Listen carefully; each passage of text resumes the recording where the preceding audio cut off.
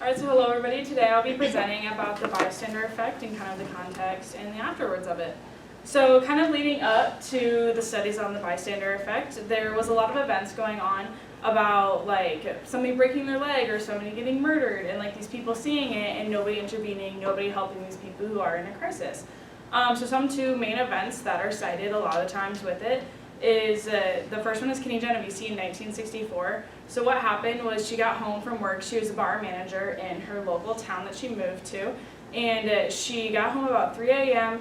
and she was walking through her apartment building when somebody jumped out, stabbed her, and then all of a sudden you look up in her apartment building and then a bunch of lights turned on, people opened windows, everybody's looking at it. One guy even yelled out his window to leave her alone, but nobody called the police and nobody went outside to help her. So then the guy went away because all of these people saw him, and then all the lights turned off, everybody left, or the attacker left, and everybody kind of went back to bed. He came back to her, and he stabbed her again, and the lights, she started screaming again for help and everything like that. The neighbors and everything turned the lights back on, yelled at him, and just kind of was like, leave her alone and stuff like that. And so he left again. Well, third time's the charm. He comes back, finally stabs her for the final time, and nobody has called the police or gone to help her this whole entire time. So eventually, about 30 minutes later, one of her neighbors goes down, finds her dead, and finally calls the police and everything like that. So after a police report came out a few weeks later, and it wasn't like a huge deal right away until about 2 weeks later, a news report came out that 38 witnesses between like all the neighbors' lights and everything saw it, and nobody did anything for over 30 minutes. And then another one that's cited that's not as popular is the murder of Andrew Mormill. And so he was on a train home from Manhattan, and he was murdered, and he's only 17 years old, and there was 11 witnesses on the train. And again, the thing unique about him was not the fact that he was murdered, but that the assailants left the train and the guy bled out with nobody even helping him still. After he literally was stabbed, the person left, and nobody helped him until they got to the train station. And so the most popular one that's kind of referenced is the murder of Kitty, just because it was so well known of a story. And actually the first study that I'm going to talk about references it in their introduction and kind of gives a brief description of her murder. So then to talk about the bystander effect, they did two studies, and the main people of the studies were Latney and Darley.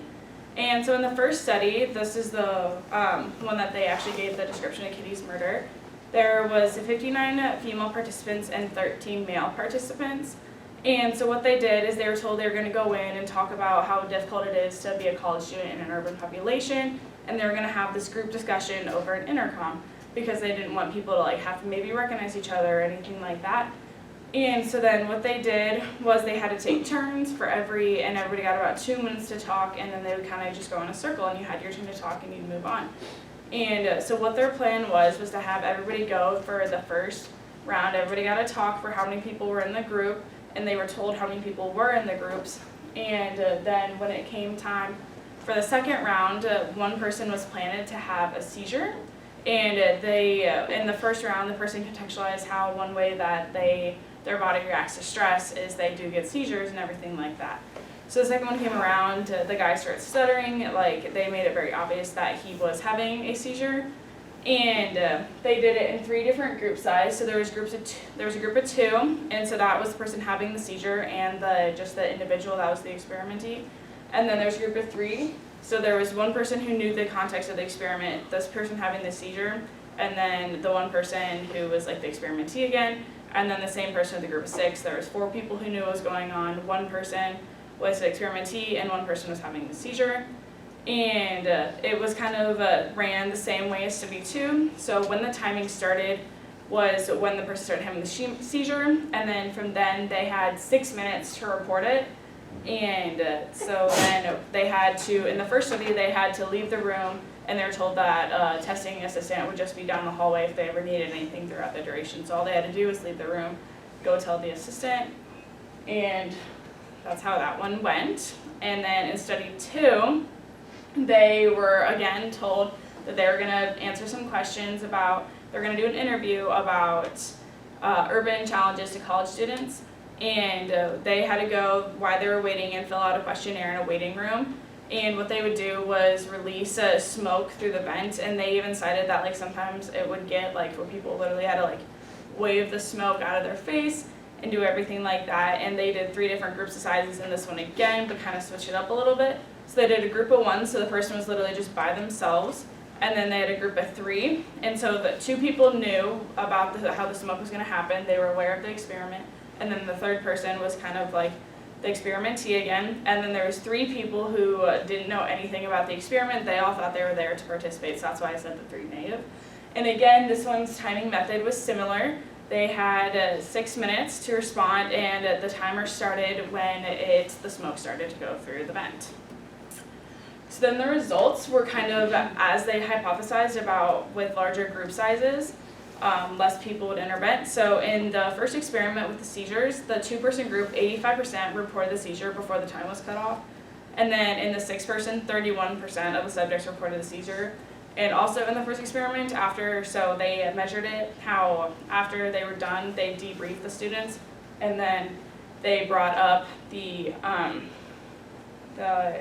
they had to like fill out a questionnaire that kind of described to them like what they were feeling, how they thought, and why they might not have intervened. And they also had some personality measures in that questionnaire, and they determined that personality did not have an impact in that study.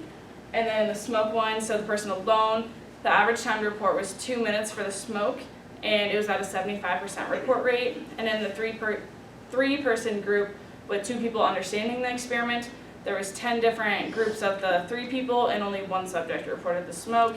And then in the 3 native people condition, there's 8 groups, and only 2 people reported the smoke within 4 minutes, and 3 within the time frame of 6 minutes. So then what kind of really came out of this study, one of the big things of these 2 studies, was the 5-stage model of understanding why people do and do not intervene in a crisis. And so the first one is that they have to notice an event, the second is interpret the situation, 3, assume responsibility, they have to know what to do, and they have to decide how to help. There's a little bit more description on there, but I'm going to go ahead and kind of talk about where this is kind of taken from so far. So it's kind of gone into 3 different categories of ongoing research. So they've kind of done research about helping behavior, what drives people to help, cost reward model, oh, it's going to cost me this, but I could get this out of it, kind of different stuff like that about what is it going to cost me. Reputation, like if there's a lot of people around, how is my reputation, and if I intervene going to impact in that. And the accountability cues, what's going to cause somebody to kind of help in its step. And then another one is provide explanations. So this is for like the obedience and conformity. This kind of helps explains things in war and why some people choose to follow directions because it kind of diffuses responsibility among them. Characteristics for those who help. This is a continuing research field for those who are more likely to intervene. And then also has been kind of brought into bullying and interventions. So this is kind of like when in like schools and everything, bullying's happened, what is going to cause people to intervene to stop these occurrences. And then another practical application is in a lot of emergency trainings, such as like CPR and lifeguard. They assign roles now. So a lot of times if they're told like, oh, somebody like all of a sudden faints, you have to assign somebody to be like, go call 911, go get me the first aid kit, like go do this.